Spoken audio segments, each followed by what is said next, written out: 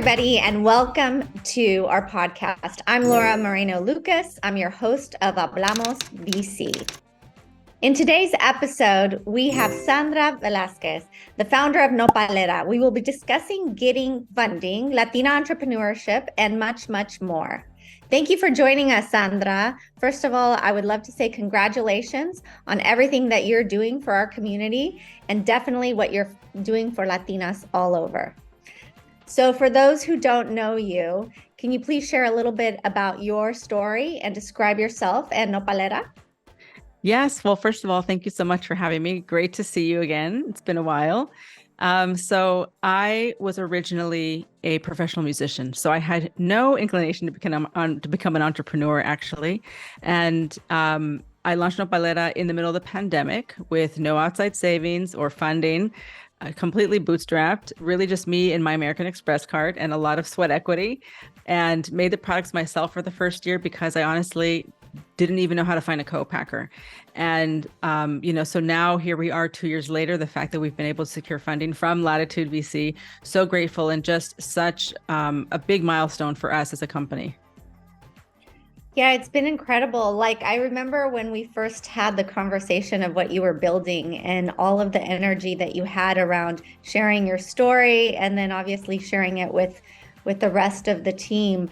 So when you started to think about venture capital, because as you shared with us, you had built the company all by your own sweat equity and funding it yourself. What was the moment that you said, hey, I want to go out and start looking for outside capital? And what made you think of us in that outreach? Yes. Well, for the first 2 years, I bootstrapped it. It was just me and my boyfriend really running the show from my Brooklyn apartment, and started to get working capital loans from Shopify Capital, things like that, which seemed fantastic at the time. Like, wow, $50,000, $30,000. But eventually that's just not enough to scale, right? You cannot build a really great team with just, $30,000, and also inventory-based product, obviously, business. It's just very capital intensive, not to mention marketing. So at some point, I just realized if I'm really going to scale this, and I really felt the responsibility, like the time is now, like the world is ready for a brand like NOPALERA. It needs to be out in the world. It needs to reach more people. So we're going to need real money. We're going to need real funding to be able to really take this to where it deserves to go. And I had no network, no connections to VCs, and really only met my first VCs through different accelerators and cohorts that I had applied to. And that is what helped me snowball into having conversations with different people. And everything that I did during this fundraise was me learning for the first time how to do pretty much everything. So how to build a data room, how to, build the greatest pitch deck and continue to tweak it throughout the pitching process. And it was actually my publicist, who is also Latina, who I've been with literally since I launched. And I called her like, hey, listen, I'm going to start to raise money. Let me know if you know anybody. And she was like, oh, well, what about L'ATTITUde? I was like, who? And so I immediately just Googled L'ATTITUde, and she was like, oh yeah, I'll do an email intro, but I just couldn't even wait. I didn't even wait for her to do the email intro. I just Googled L'ATTITUde, read, what the thesis was. And I was like, this is perfect. There's a lot of alignment here. L'ATTITUde Ventures is here to, fuel the Latino economy. That's what I am trying to do as well. So, submitted the form, my pitch deck, whatever. I don't even remember whatever you asked for on your website, I submitted. And then I got an email back, and then you and I met on Zoom, and here we are. So Sandra, this year, was a big year for us at L'ATTITUde. We had thousands and thousands of people, and obviously you submitted to match up, as well as obviously to participate in funding from L'ATTITUde Ventures. How did it feel to be the winner of the showcase and the competition, and your company being Latina Startup of the Year? And how after that did your funding round come together? Because you recently raised, obviously us leading, 2.6 million. So can you talk a little bit more about that experience and how that felt afterwards, as well as your funding after that happened? Yes. So it's so interesting because when I first was notified that I was going to participate in Matchup, I was like, okay, great. I'm going to participate in this one pitch competition and then I'm going to get to enjoy the conference the rest of the time. And I'm going to get to chill. And that's absolutely not what happened, right? I pitched, I won my, my category, the CPG category. And then I was informed, oh, now you have to pitch again. Do it. Now you're going to do it again, but on the big stage. And I was like, wait, what? There's more. And so I was completely unexpected. Honestly, I was not even expecting to win my category because I was, so impressed with the other founders. Everyone was fantastic. I'm a huge fan of Tia Lupita, for example, and what Hector has built. And I was actually, I don't know if there's footage, but if you saw me there at Matchup in the CPG category, I was actually filming when they were announcing the winner because I didn't think it was going to be me. I was like, oh, I'm going to capture this footage for Hector so I can send it to him. And then they said Nopalera. And I was like, wait, what? So I was surprised that I won the category. And then, to go and pitch on the big stage, obviously what an honor, because all the founders are fantastic. And the entire conference, the entire purpose of the conference is just unlike any other. There's no other, I've never been to a conference with 6,000 Latinos, in business. So that is very, very special. It really, magnifies and amplifies what's really happening in the world, right? The immensity of the Latino cohort in business. It's just amazing, right? To witness firsthand. And so to be in that ballroom and to be on that stage and to be able to share the story and have the judges next to me and then to receive a standing ovation, and I feel like every time I closed a slide in my pitch deck on the presentation, people clapped because it really just resonated. And I think it was because exactly I'm speaking to my community. They get it, right? They are here for this. That's why they're here, because they're ready for us to really own, our rightful place in the economy and to be recognized for it. And I think I got a standing ovation at the end. All of it was very overwhelming, and I look back at the video footage and it feels not like a dream, but like, wow, I can't believe that happened, and obviously that catapulted, Nopalera into just more visibility, because ultimately that's what it's about. It's about more visibility, more relationships, more opportunities, because, I started from so outside of the industry, outside of the beauty industry, outside of the VC industry. I literally had zero connections to both of those like a year ago. And so the fact that now here I am closing a seed round with Latitude Ventures, a Latino fund specifically created for founders like myself, I can't even believe that I found you, right? And it's also amazing that we are in this collective moment in history where this is possible, because Latitude Ventures as a fund is not even that old, right? So if I had started Nopalera 10 years ago, would this have even been possible? I really feel like timing is so important when you're building a brand. And that's why I feel such a huge responsibility to make Nopalera as big as possible, because the time is now. Yeah. Yeah, no, you're absolutely right. If you look back, I was a founder too. And 10 years ago, I would have never found something like this. It was very, very few, even female focused venture funds. Yes. Yes. Yes. We have come a long way. And in that fundraising cycle, in traditionally, as you were talking about this earlier, you go for a little bit of capital, maybe, 50K, 100K. And what you accomplished was 2.6 million. So you had millions of dollars that you raised. And so that is something that you don't generally see in our community at the early stage, being able to reach that. So how did that accelerate things for you? And how have you seen that in terms of growth for your company?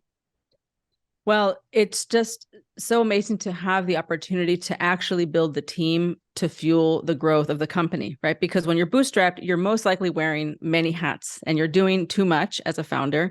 And that really inhibits your growth because you can't do it all. And you don't have no founder has expertise in every facet of their business, right? You're not a digital marketing expert and a financial expert and also a production expert, right? So you need to hire experts on your team, so that you can actually truly scale and grow. So this really, as soon as I knew that the round was going to close, I already started to post the job descriptions on LinkedIn. Director of operations, I immediately started to create the job descriptions to for the VP of sales position. So these key hires are just, it's so great to finally have a real team, like full-time dedicated to Nopalera, that we can now take this money and grow, and really work on building that national key retail partnership in 2023, that we don't have to worry about not having enough money for inventory, right? Which was always my problem since the day I launched. I have never had enough inventory, ever. I don't even know what that feels like to have too much inventory. We've always sold out. We've always not had enough. And so now just knowing that that problem is taken care of, not to mention, once you raise capital, and here's one of the biggest learnings I had from this entire experience of raising capital, is that money begets money. Once you have money, people want to give you more money. Money wants to go where money already is. And so what does that mean? It means that now JP Morgan, I have lunch with bankers. Who am I? What is this? How is this my life? I used to be the lead singer of a band. Now I'm going to JP Morgan and having lunch, like a catered lunch. And there's like Basquiat's on the wall, and they're inviting me to these like fireside chats, and they're moving me to the commercial bank, and I'm working on a working line of credit, and all of these things happen only because of now we have capital, and now people are like, okay, now you have money to work with. Let's give you more money. Right. Mm-hmm. And also I'm, working on this, I don't want to use this investment for inventory, because I think it's a really bad idea to sell equity in your company to fund inventory. I think that that's what working lines of capital are for. And so exploring relationships with other companies to help that, so that we can use this investment for runway, for marketing, and for people. Right. And so learning how to leverage the cash, in smart ways, so that it lasts longer and it's put to good use. It's just a completely different ballgame, right? It's just a different ballgame. So when you ask me, like, how has it changed? I mean, it changes everything, and now it's, having the honor to figure out how to really make the team work together and make sure everyone's on the same page, and understanding the core values, the messaging, so that we can all, do our jobs. And so what would you, tell our community, and what advice would you have for entrepreneurs going into maybe 2023, and how to navigate everything that you're hearing in the markets and really around the world? Yes. I mean, the economy, first of all, I have to say that I've never known what normal is, because I launched in the pandemic. And now we are in this macroeconomic climate of nobody knows what's happening. How low is it going to go? How long is it going to last? So I don't even know what normal is. But, what I would say to other founders is that, the market is correcting itself, right? For so long, it was like summer, and now it's winter. And this whole idea of like growth at all costs, like nobody wants to see that anymore. And nor should you do that, right? Like you should be building a profitable business. You should be working towards being cash flow positive. And so what does that mean for founders? It means that you need to build a brand. You need to build a strong brand that stands for something, that is created for a customer, and that's one of the things that I did right, is that I really spent a year building the brand. Like I literally wrote it out like I was writing a religion. What are the core values? What is the mission of this company? Who needs it? Who cares? Why do they care? Who are they? Where do they live? What do they care about besides bath and body products? Really really building the brand around the customer, and making sure that it's like it needs to exist in the world, and I think that that's why I was able to raise money during the economic downturn, raise money in the summer. All of these things people told me like were going to be very hard to do. Like, oh, you can't raise in the summer. All the VCs are on vacation. Or like, oh, you can't raise right now. It's really hard. The economy this, the economy that. And I'm like, well, then how come I was able to do it? Was it a fluke? No, it's because I built a strong brand for a very strong purpose, for a very specific person, that needs and wants something. And again, timing, right? The market timing. And so I would say like, people are still out there raising money. You can still do it. You can still build a company. You can still be successful, but you just have to be very intentional about what you're doing and why. Sandra, who is your customer? Are you building this for Latinas?